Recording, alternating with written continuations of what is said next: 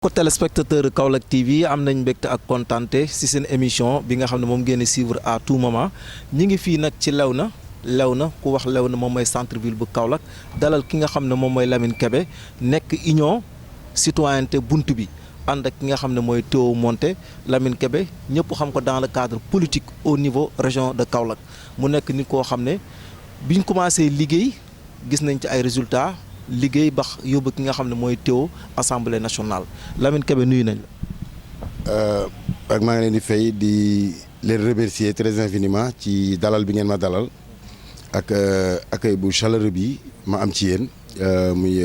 Kaolack TV équipe Kaolack TV di rafetlu seen liggéey di leen gërëm di leen encourager aussi parce que vraiment maa ngi gis seen intervention ci territoire kaolackois gis ni ngeen taxawee aussi ak askan bi vraiment ça me fait plaisir et je vous encourage merci beaucoup. waaw xam nga suñu parti démarche am dafa xaw a uteeg parti yu bëri xarabu ma nag yeneen parti yi seen doxalin waaye ñun suñ bos dafa ànd ak ngëm-ngëm te ba pare dara tënkuñu dañu am liberté ci lépp parce que suñu leader amul kenn koo xam ne mun na taxaw ne moom mooy bailleuram wala moom moo koy diriger. ne ko nii ngay def wala ne la ngay def parce que dara tënk ko bon donc booy ànd ak koo xam ne dara tënk ko it aussi doo nangul la tënk ci contexte boobu la ñuy àndee depuis yàgg na parce que élection bu nekk ñu ngi ciy participer donc suñ démarche moom vraiment fit daf ci lalu ak jom ak ngor ak bëgg Kaolack ak bëgg Sénégal donc loolu moom lu ñu yitteel la ci contexte boobu la ñuy doxee ànd ak aussi leader boo xam ne vraiment bu ko Kaolack yëpp xamoon comme ñun niñ ko xamee ak niñ buñ ko jegee woon comme niñ ko jegee dinañ xam ne c'est le meilleur pour Kaolack waaw loolu muy Théodore Chérif Monteil waaw parti bi union citoyenne bunt bi ñunu demuñu ak kenn ñun suñu récépissé bopp la ñor donc xaaruñ kenn pour dem ak ñun xaaruñ aussi ku ñu financé ñun suñu propre moyen la ñuy demee bon donc macha allah daal yal na yàlla xeeb dolli waaw lépp engagement la xam nga engagement citoyen ñu bëri dañ koy wax nii mais dañ ko dul jëfee loolu mooy problème mu Kaolack dinañ tudd ay termes yoo xam ne pratiquement dina rafet ci dégg-dégg mais duñ ko jëfee ñàkk a jëfee boobu nag toujours moom mooy indi faay yu bëree bëri ci arène Kaolack arène politique bi ci biir Kaolack bon ñun suñu engagement dafa ànd ak détermination bon donc ñun ci noonu la ñuy doxee union citoyenne bunt bi ñun ku xam suñu leader ku xam Théo xam ne moom ci fit lay dem ak ci jom ak ci engagement bu ferme par rapport ak lépp lu muy dugg bon donc kooku bu fekkee da ngeen ànd yéen ñaar di liggéey ngeen mu yar la ci jikko jooju bon vraiment noonu rek nga mën a liggéeyee noonu rek nga mën a demee mënoo demee neneen donc engagement daal vraiment moo ñu yóbbu fi ñu egg si waaw engagement bu ferme. voilà loolu moom question bu ma neex la pour bu ma yàkkamtee répondre la parce que daf ma intéressé pour sax nit ñi mun a am tuuti flair ci Théo pour xam ban genre la moom daf koy wax souvent parce que moom. papaam jàngalekat la yaayam jàngalekat la moom ci boppam aussi jàngalekat la bon donc moom parti changé wul jikkoom politique changé wul jikkoom Théo ni mu mel nature am la noonu la juddoo noonu la yaroo noonu la màggee te gëm naa ne ci lay dee Théo du tricher li ci moom la lay wax moom la lay won boo gisee différence am par rapport aux autres députés à l'Assemblée nationale ñu bëri dañ jàpp ne comme mu ngi bokk groupe parlementaire Benno lu gars yi wax rek lay wax parce que am na député yu bëri yoo xam ne ñu ngi ci groupe parlementaire Benno ñoom aussi noonu lañ fay demee lu groupe bi wax rek ñu ànd ci amuñu benn position bu ñuy jël mooy li ma leen wax sànq ma ne leen Théo dara tënku ko ku dara tënkul nag da ngay am liberté d'expression am liberté ci li ngay def loolu mooy forum ci biir assemblée nationale parce que du député boo xam ne état moom moo ko financé pour mu def campagne am du député boo xam ne bailleur moo nekk ci ginnaawam financé ko pour mu def campagne am kon kooku dara tënk ko kooku ci moyen boppam la defee campagne am campagne yëpp nag ci propre moyen am waaw parce que ci ñaxam vraiment moom lay investir ci parti bi boo gisee pratiquement yenn ampleur yi yenn parti yi am ñun amuñu ko peut-être loolu daf ciy joué xam nga ki nga xam ne état daf la financé financement boobu moom lu la neex mën nga ko cee def fu la neex mën nga dépenser nu la neex mën nga ko dépenser bu jeexee nga laajaat ñu joxaat la contrairement ak ki nga xam ne dafay liggéey par rapport ak salaire am par rapport ak ay revenus ci lay def ay épargne pour mun cee préparer élection kon kooku mënut a bokk ak ñeneen ñi ni ñuy campagner te n'empêche que aussi kenn du ñu yóbbul dara ci campagne amul benn campagne boo xam ne Union Citoyenne Buntu bi am na ci lu am faay du ci dépense bi du ci déplacement militant yi du ci sono du ci gérer militants yi seen transport et tout aller et retour du ci seen lekk du seen dara luy manqué vraiment kon kooku xam nga ne bu fekkoon ne ku état di jox la wala mu am benn bailleur derrière lui kon yaakaar naa dina romb fii kon loolu moom vraiment ñu ciy sant yàlla di ci gërëm aussi suñu leader Théodore Chérif Monteil vraiment di ko ñaanal daal li muy yóotu ci Sénégal rek yàlla na ko yàlla defal li muy yóotu ci Kaolack aussi yàlla na ko yàlla defal. li ñu ko may rek mooy engagement bi ma lay wax rek parce que toujours social Théo social bi muy def ñun ñoo doon forcé di ko imposer pour ñu médiatiser ko mu ne su ma ko médiatiser kon defatuma ngir yàlla donc Théo il est plus social que politique dafay wax te moom aussi deful politique métier xam nga ñu def politique métier mooy les politiciens professionnels mooy ñi nga xam ne dañuy ut ci politique boo ci ressourcé wu di ci enrichir wu kon yow amatoo yërmande ci sa askan amatoo yërmande ci sa dëkk sa gox bokk Théo li muy def ci social ak li muy dépensé ci ay millions ci social loo xam ne médiatiser wuñ ko moo ëpp téeméeri junni yoon li ñu médiatiser parce que amu ci lenn loo xam ne def na ko man ma ñàkk koo fekkee ma umpale ko amul ci social amul lu mu ci def loo xam ne ump na ma te c'est des millions groupement femmes yi ngay wax ni pratiquement boo demee secteur am daf leen may ay millions ne leen pour ñu liggéey pour seen bopp ñoom ay millions am na yoo xam ne sax chèque yi suma loxo la jaar ak yeneen bon donc Théo damay sawar di wax ci moom parce que li ma métti ci Kaolack mooy liñ umpale Théo dafa métti dafa marqué trop dafa métti trop parce que man dama xam sa capacité xam-xamam fi mu toll xam yéene bi mu am Kaolack parce que Théo aussi un Théo vraiment yaakaar naa ne li ko yàlla wërsëgal ci xam-xam ak ci wërsëg ak ci salaire ay revenu vraiment moom ak njabootam mun nañ cee dund ba dee mu desal ci te du ko wàññi dara ba ay sëtam sax di ci dund moom loolu leer na ma. xam nga dëgg moom boo ci nekkee yàgg ci yàlla moo lay wane mooy wane ne kee ci dëgg la ne waaye boo nekkee ci caaxaan du yàgg boo nekkee ci ay naxe du yàgg boo nekkee ci foye askan bi du yàgg mais boo nekkee ci dëgg foog yàlla yàggal loolu parce que dëgg rek moo yàgg dëgg moo sax moo dëggu moo dëkk donc boo ci nekkee yàlla dana la mos a feeñal leeralal ñëpp ne leen kii moo nekk ci dëgg par rapport ak ñi muy dajal ci arène politique bi yëpp bu dee dëgg ngeen soxla bu dee ku bugg askan bi ngeen soxla bu dee ku jara wóolu ngeen soxla waa ji la donc xëy na nit ñi dañuy commencé di am flair boobu ci moom xëy na mooy waral ñu bëri di xaw a ji rabaatru di ñëw ci Union Citoyenne Buntu bi parce que ñun suñ buntu aussi tëjaluñ ko kenn mais ku dugg si di nga xool suñ démarche nañ la wax ñun ni ñuy liggéeyee si ça s'intéresse bu fekkente ne politique moo la ñor ak Kaolack moo la ñor ak askan bi moo la ñor vraiment di nga toog mais bu fekkee ne sa bopp rek a la ñor doo fa yàgg ñun moom loolu la ñuy doxalee moom vraiment looloo tax nag vraiment dafay xaw a compliqué ñu bëree ku ci dugg si ñun nag bon des fois am na ñoom dañuy ñëw yurndu bugg a xam ci naka la ñuy doxalee duñ la ko nëbb waaw dañ lay wax ni ñuy doxalee si ça t'intéresse tu t'intègres baare wuñ kenn ki fa ñëw tey ak ñun ñi fa yàgg ak ñëpp ñoo fay am niveau donc ubbil nañ ñëpp suñ buntu mais nag liñ leen di ubbi li lépp aussi te pour wan leen ne leen ñiñ soxla mooy ñi Kaolack ñor ñiñ soxla mooy ñi askan bi ñor ñooñu lañ soxla mais soxlawuñ ñoo xam ne par exemple dañuy ñëw pour beneen contexte waaw ñun noonu la ñuy doxalee. waaw loolu pare nañ ko bu yàgg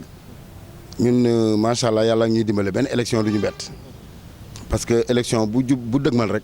dañ koy préparer en conséquence dinañ dem élection locale incha allah dinañ dem aussi élection présidentielle waaw ak suñu récépissé nag waaw suñu récépissé la ñuy demee incha allah waaw ñu ngi ñaax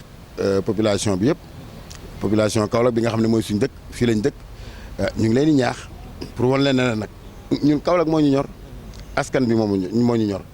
defar dëkk bi moo ñu ñor defar réew mi moo ñu ñor koo xam ne nag aussi Kaolack ñor na la tàllal nañ la suñu loxo pour ngeen ñëw ñu liggéey koo xam ne nag leneen la ñor nag ah newuñ la bul ñëw de waaye xam naa ne boo ñëwee doo toog waaw parce que ñun doxalee wuñ noonu waaw bu soobee yàlla parce que ñu ngi ciy liggéey waaw bu soobee yàlla am nañ ci yaakaar rafet nañ ci njort parce que ñu ngi ciy liggéey parce que déjà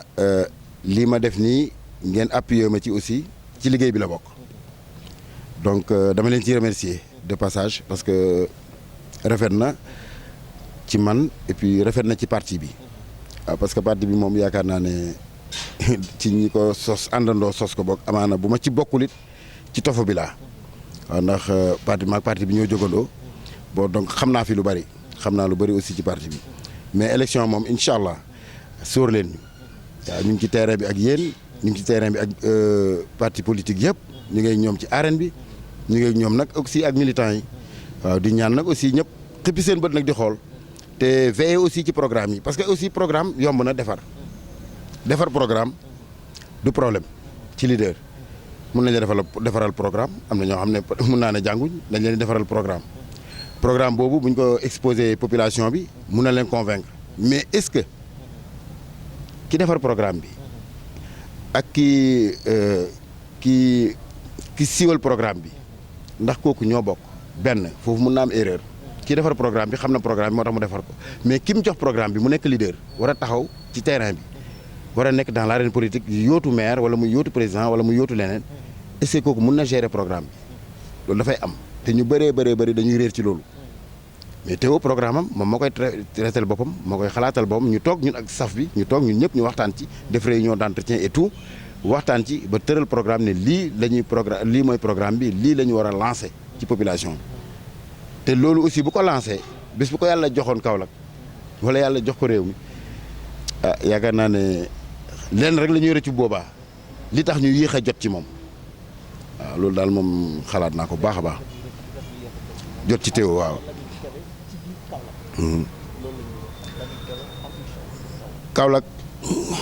Kaolack yemalewu ma ko dara suma lépp fii la suma lépp Kaolack la man je suis un pur sang Kaolackois fii laa juddoo fii laa yaroo fii laa màggee fii laa jàngee fii laa liggéeyee fii laa takkee soxna fii laa juree ay doom suma lépp fii laa ko defee Kaolack amul lu ma ko yemaleel yemalewu ma Kaolack ak dara lu ma am ci àddina Kaolack moo ma ko gënal Kaolack moo ma ko ëppal boo gisee par exemple ma ànd ak Théo ci liggéey boobu dañoo bokk yéene ci Kaolack boo gisee ma fidèle ak moom ànd ak moom ci loolu dama gis ne yéene bi ma am Kaolack moom daf ko am Kaolack te su moyen disposé woon ci la ñuy ñëpp di xam ndax Lamine am na yéene Kaolack wala amul yéene boobu Kaolack mais Théo mi nga xam ne yàlla wërsëgal na ko ci li muy liggéey di ko dajale ak si ñëw di boole ay dërëm ak ay dërëmam ba muy mot li ñu soxla mu teg ko ci taabal ji jox ñu ne ñu liggéey leen ci pour Kaolack kooku moom yaakaar naa ne ku ànd ak moom aussi bu yàggee bu ngeen jotee Kaolack sa naqar ci Kaolack dana faju sa rongoñ ci Kaolack dana fer yàlla nañu yàlla may Théo jël mairie Kaolack boobaa moom xam naa ne Kaolack waaye yëpp dinañ ne rëccu nañ li ñu yéex a jotee ci Théo waaw loolu moom vraiment man Kaolack moom li ma ci xam mooy man Kaolack damay sawar ñu ma ciy laaj parce que Kaolack gu démb am na lu ma ci fekkee Kaolack gu tey am na lu ma ci fekkee bu ëllëg nag yàlla xam waaye bu ñu sañoon am ku mel ni Théo wala ñu am Théo sax précisément pour ëllëgi Kaolack mun a changer de profil waaw. jërëjëf Pac maa ngi lay gërëm di la sant di la remercier ak sa staff ak sa équipe technique ak sa caméraman ak gars yi nga àndal kontaan naa ci seen démarche ci Kaolack kontaan naa ci seen liggéey parce que yéen ay référence ngeen ay xale ngeen mais xale yu ambitieux ngeen xale yu am ambition ngeen xale yu bugg Kaolack ngeen aussi xale yu am jom ngeen xale yu gëm seen bopp ngeen kon yéen aussi yal na leen yàlla lafal cet donc yéen foog ma ñaanal leen te ñaanal aussi télévision bii nii aussi yàlla barkeel ko mu doon télé boo xam ne monde yëpp dañ koy seetaan mu dem ba dépasser seen njort yàlla na ko yàlla def am naa yéene boobu ci yéen parce que yéen a ci lancé boobu te bu leen ko teggi nit loo gëm rek yàlla fekk si la ci surtout muy lu baax kon yàlla na ci yàlla fekk si seen ambition par rapport ak Kaolack TV li may lancé nag aussi pour Kaolack pour population kaolackoise dama leen di wax ne leen suñu yàlla dimbalee ba ñu àgg ci élection locale yi nañu xippi seen bët di xool attentivement firi seen nopp di déglu attentivement leaders yi nañu bàyyi xel seen discours nañu bàyyi xel seen programme parce que Kaolack dañu war a changer Kaolack dafa war a changer te vraiment am na ñu taxaw temm pour changer Kaolack te yàlla dimbale na leen ci xam-xam bi dimbale na leen ci moyen bi dimbale na leen ci yéene bi lépp ndax bëgg Kaolack donc il faut ñu am vigilance tuuti par rapport aux leaders gis nga Mumbai yi gars yi topp moo tardeel Kaolack këf yóbbu yi ñëw gaare ay oto gaare ay nii Mumbai fii def fii nii c'est pas ça ñun soxlawuñu parce que am na loo xam ne aussi bu la ko nit di def leader bu la koy def rek xamal ne mu ngi lay saaga indirectement ki lay oo di la may kap mooy demal taxawal ma ci naaj bi rey la loolu xas la ki lay oo naan la may di la may yére pour nga solal ko taxawal ko si kooku mu ngi lay wan ne da ngaa rafle ki lay wax ne la am saako ceeb a ngi nii diwlin a ngi nii ceeb a ngi nii wàccil sa kër ndax nga lekk mu ngi lay wan ne da ngaa xiif loolu yëpp ay geste xaste la na ko population bi éviter ci leader yi leader bi ñuy war a soxla mooy leader bi nga xam ne moom Kaolack ka ko ñor population bi askan bee ko ñor bu leader boobu la Kaolack waay war a xool ba xàmmee ko jël ko teg ko ci boppi mairie bi bu ñu fa jógee jëm élection présidentielle ñu jëm koo puus teg ko ci boppi réew mi muy doon ko mote di borom xam-xam man de suma benn choix laa am ba may bàyyi politique te lenn na may bàyyi loo politique muy Théodore Chérif Monteil bàyyi politique te bu bàyyee politique pare naa ci leader mais tant que mu ngi ci arène politique maa ngi ceeg moom mais bu ko bàyyee pare naa ci politique loolu moom leer na ma nañ tant que bàyyi ko nag maa ngi moom ba may sangoo suuf ci arène politique loolu daal laa ne population kaolackoise nañ ci bàyyi xel nañ am vigilance ci programme yi nañ am vigilance aussi ci discours yi leaders yi am na solo trop di ñaanal ñëpp nag di ñaanal jàmm aussi Kaolack di ñaanal population bi jàmm di ñaanal aussi leader bi fi yàlla di teg te suma choix nekk Théo Monteil yàlla na suma xol bi li suma xol nekk ci moom yàlla na xooli Kaolack yëpp nekkee noonu ci moom bañ jël ko teg ko ci bopp mairie bi ba xool profil li Kaolack 2 ans 3 ans ndax dina ko mën a changer wala déet loolu laa amoon lu ma ci yokk di gërëm ñëpp di leen gërëm di leen sant kon wasalaam. moom nañ mbégte ak kontaante dalal ki nga xam ne mooy Lamine Kébé nekk membre nekk militant ci biir parti bi nga xam ne moom mooy citoyenneté bunt bi ànd ak union citoyenneté bunt bi ñu ngi leen di jox rendez-vous ci yeneen numéro